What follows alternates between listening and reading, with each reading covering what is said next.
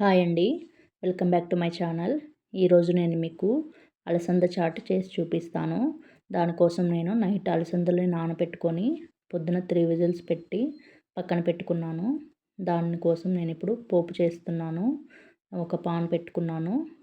Pan పెట్టుకున్నాక కొద్దిగా oil వేసాను. ఆయిల్ హీట్ అయ్యాక అందులోకి పోపు వేసాను. ఆవాలు వేసి తర్వాత కొద్దిగా జీలకర్ర వేసుకున్నాను. జీలకర్ర వేసాక ఎండుమిర్చి వేసాను. ఎండుమిర్చి వేసుకున్నాక అందులోనే కొద్దిగా పచ్చిమిర్చి కూడా వేసుకున్నాను. ఈ పచ్చిమిర్చి బాగా ఫ్రై అవ్వాలండి. అప్పుడు మనకి కారం అనేది తక్కువగా ఉంటుంది. తర్వాత పచ్చిమిర్చి అంతా కూడా ఫ్రై అయిన తర్వాత కొద్దిగా కరివేపాకు వేసుకున్నాను.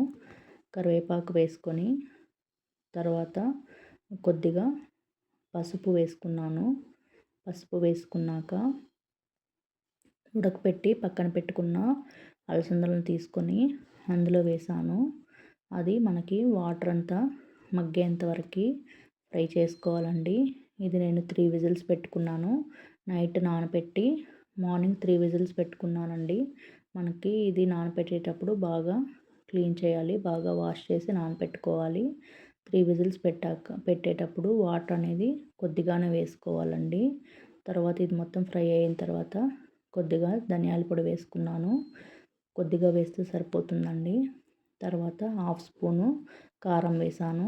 కారంకి ఆల్రెడీ మనము ఎండుమిర్చి పచ్చిమిర్చి వాడాము కాబట్టి కారం కొద్దిగానే వేసుకోవాలి. నేను ఆల్రెడీ ఉడికించేటప్పుడు కూడా సాల్ట్ వేసానండి. ఇప్పుడు కొద్దిగానే సాల్ట్ వేసుకుంటున్నాను. మీరు టేస్ట్కి తగినంత వేసుకోండి. ఇది మొత్తం వేసుకొని బాగా మిక్స్ చేసుకోవాలండి. ఇందులోకి నేను కొద్దిగా కొత్తిమీర కూడా వేసుకుంటున్నాను.